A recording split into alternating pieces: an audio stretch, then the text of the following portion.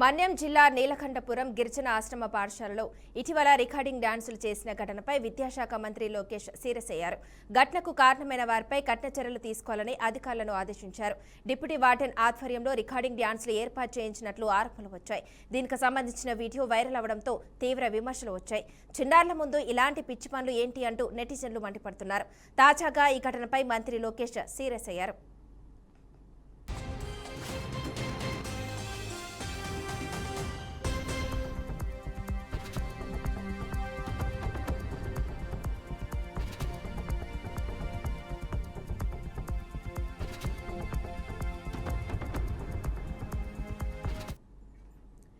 ఇప్పటికే పాఠశాల deputy warden Chandramohan ను సస్పెండ్ చేయగా మంత్రి సీరియస్ అవడంతో టీచర్లపైన చర్యలు తీసుకునే అవకాశాలున్నాయి. ఇదిలా ఉంటే ఇటీవల ఏపీలో సంక్రాంతి సంబరాల్లో చాలా చోట్ల రికార్డింగ్ డాన్సులు నిర్వహించారు. ఈ వీడియోలు వైరల్ అవడంతో ప్రభుత్వంపై అధికారులపై విమర్శలు వచ్చాయి. ఇప్పుడు ఏకంగా చిన్నపిల్లలు చదువుకునే స్కూల్లో సైతం రికార్డింగ్ డాన్సులు నిర్వహించడంతో ప్రతిపక్షాల విమర్శలు తారస్థాయికి చేరాయి.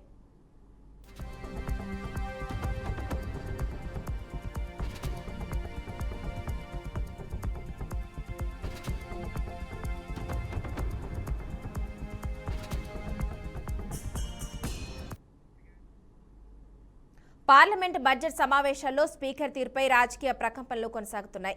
రాష్ట్రపతి ప్రసంగానికి ధన్యవాదాలు తెలిపే తీర్మానంపై చర్చ సందర్భంగా చోటు చేసుకున్న పరిణామాలు అధికార విపక్షాల మధ్య తీవ్ర ఉద్రిక్తతలకు దారితీశాయి. చర్చ సమయంలో లోక్సభ ప్రతిపక్ష నేత రాహుల్ గాంధీ ప్రదర్శించిన పుస్తకం అనంతరం చోటు చేసుకున్న పరిణామాలు తీవ్ర దుమారం రేపాయి. రాహుల్ గాంధీ మైక్ కట్ చేయడం, 8 మంది కాంగ్రెస్ ఎంపీలను సస్పెండ్ చేయడంపై విపక్షాలు తీవ్ర అభ్యంతరం వ్యక్తం చేస్తున్నాయి. ఈ క్రమంలో స్పీకర్ ఓం బిర్లా తీరుపై అసంతృప్తి వ్యక్తం చేస్తున్న విపక్షాలు ఆయనపై అవిశ్వాస తీర్మానం తీసుకురావాలనే ఆలోచనలో ఉన్నట్లు సమాచారం. రాజ్యాంగంలోని ఆర్టికల్ 94 ప్రకారం నోటీసులు ఇచ్చే అవకాశాలను విపక్షాలు పరిశీలిస్తున్నట్లు ఢిల్లీ రాజకీయ వర్గాల్లో చర్చ జరుగుతోంది.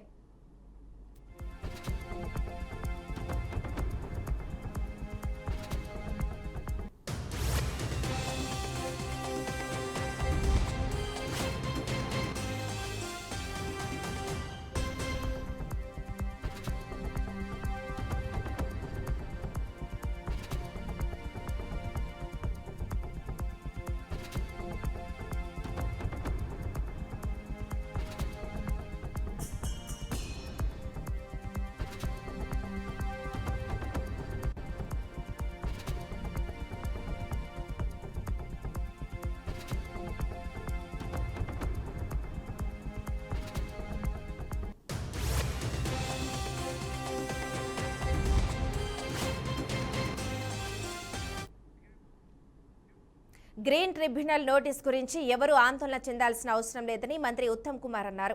సూర్యాపేట జిల్లా కోదాడ పట్టణంలోని 18, 25, 24, 23 వార్డుల్లో ఎన్నికల ప్రచారంలో మంత్రి ఉత్తమ్ కుమార్ రెడ్డి, ఎమ్మెల్యే పద్మావతి రెడ్డి పాల్గొన్నారు. సంక్షేమ పథకాలకు పెట్టింది పేరు కాంగ్రెస్ పార్టీ అని, బీఆర్ఎస్ బీజేపీ పార్టీలకు ఓటు వేస్తే మురికి కాల్వలో ఓటేసినట్టే అని మంత్రి ఉత్తమ్ కుమార్ విమర్శించారు. రాష్ట్రంలోని ప్రజలంతా కాంగ్రెస్ వైపే చూస్తున్నారని, కోదాడ మున్సిపాలిటీలో కాంగ్రెస్ పార్టీ జెండా ఎగురుతుందని మంత్రి ధీమా వ్యక్తం చేశారు.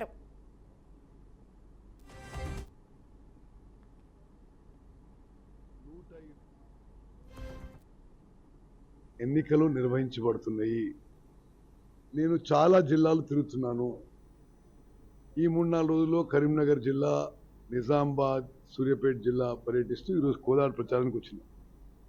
రాష్ట్రంలో ఎక్కడ పర్యటించినా ఈ ఎన్నికల్లో ప్రజల మూడు చాలా స్పష్టంగా కాంగ్రెస్ పార్టీకి ఓటేయాలనే విధంగా మరి ఒక స్పష్టమైన మూడు ఏర్పాటైపోయింది.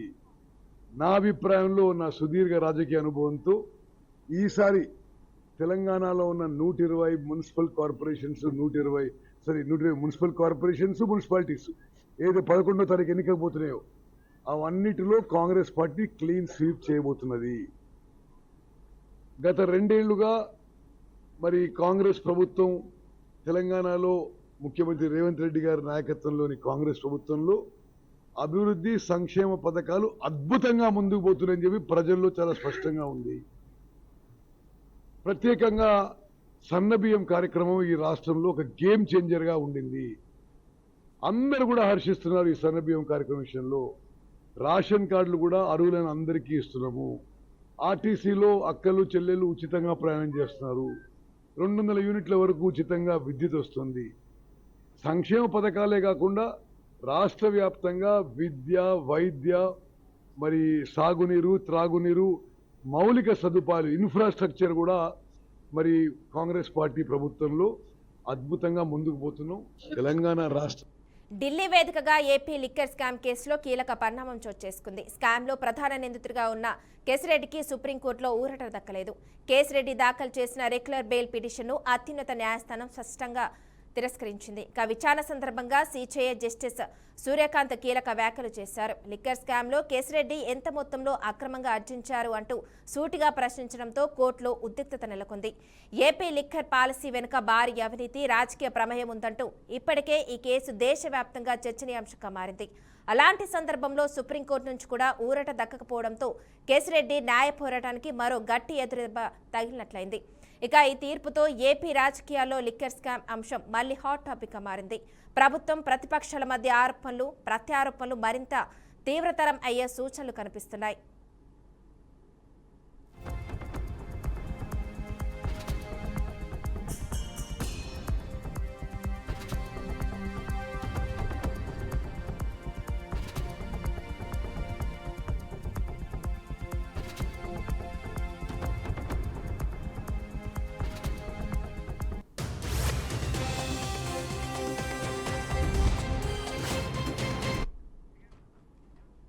దేశ రాజధాని ఢిల్లీలో వరుస బాంబు బెదిరింపులు కలకలం రేపుతున్నాయి. తాజాగా 9 ప్రముఖ పాఠశాలలకు ఇవాళ ఉదయం బాంబు బెదిరింపు కాల్స్ రావడంతో అధికార యంత్రాంగం అప్రమత్తమైంది. ఉదయం 8:30 గంటల నుంచి 9 గంటల మధ్య వివిధ ప్రాంతాల్లోని స్కూళ్లకు బెదిరింపులు రావడంతో యాజమాన్యాలు వెంటనే పోలీసులకు సమాచారం అందించారు. ఘటనా స్థలాలకు చేరుకున్న పోలీసులు, అగ్నిమాపక సిబ్బంది, బాంబు డిస్పోజల్ బృందాలు యుద్ధ ప్రాతిపదికన తనిఖీలు చేపట్టాయి. ముందస్తు జాగ్రత్తగా విద్యార్థులు, సిబ్బందిని పాఠశాల నుంచి బయటకు తరలించి క్యాంపస్లను ఖాళీ చేయించారు. ప్రస్తుతం ప్రతి పాఠశాలలో క్షుణ్ణంగా తనిఖీలు కొనసాగుతున్నాయని అధికారులు తెలిపారు. ఈ బెదిరింపులు పుకార్లేనా లేక దీని వెనుక ఏదైనా కుట్ర ఉందా అనే కోణంలో దర్యాప్తు ముమ్మరం చేసినట్లు పోలీసులు తెలిపారు. వరుస ఘటనలతో తల్లిదండ్రులు, విద్యాసంస్థల నిర్వాహకుల్లో తీవ్ర ఆందోళన వ్యక్తం చేస్తున్నారు.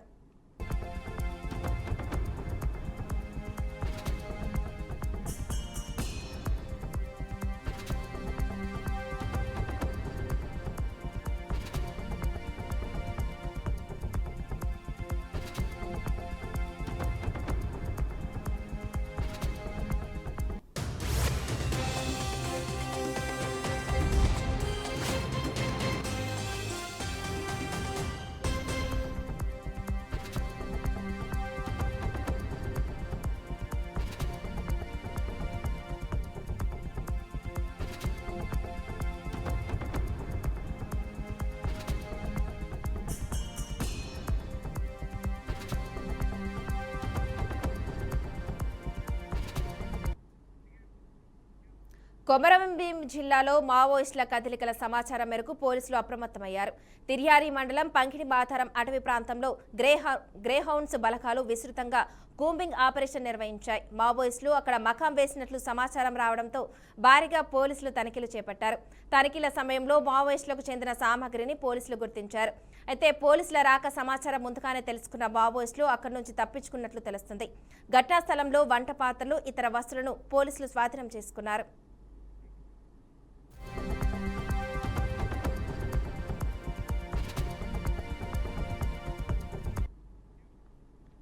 ప్రస్తుతం ఆ ప్రాంతంలో పోలీసులు ముమ్మరంగా తనిఖీలు కొనసాగిస్తున్నారు. జిల్లాలో ఎలాంటి అనుమానాస్పద కదలికలు కనిపించినా వెంటనే సమాచారం ఇవ్వాలని ప్రజలను పోలీసులు కోరుతున్నారు. మావోయిస్టుల కదలికల నేపథ్యంలో భద్రతా బలగాలు అప్రమత్తమయ్యాయి. గతేడాది డిసెంబర్లో ఇదే జిల్లాలో ఫెడల్దోబా గ్రామంలో 16 మంది మావోయిస్టులను పోలీసులు అదుపులోకి తీసుకున్నారు. అలాగే Komaram Bheem, Asifabad, Mancherial divisional committee secretary Erragulla Ravi alias Santosh సహా 41 మంది మావోయిస్టులు లొంగిపోయిన ఘటన కూడా జిల్లాలో సంచలనం సృష్టించింది.